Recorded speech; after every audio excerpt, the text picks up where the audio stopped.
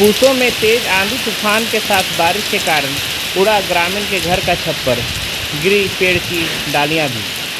सिसई प्रखंड क्षेत्र के पूसो गांव में तेज आंधी तूफान के साथ बारिश के कारण ग्रामीण टोपना महतो नामक ग्रामीण के घर का छप्पर उड़कर जमीन पर गिर गया और गिरकर टुकड़ा टुकड़ा हो गया।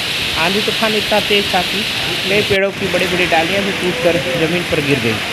हालांकि जल्दी तूफान थम गया, नहीं तो कोई बड़ी घटना भी घट सकती थी। वहीं ग्रामीण ने बताया कि छप्पर के आंधी तूफान में उड़ जाने से उन्हें काफ़ी परेशानी का सामना करना पड़ रहा है। उन्होंने प्रशासन से मुआवजे की मांग की है।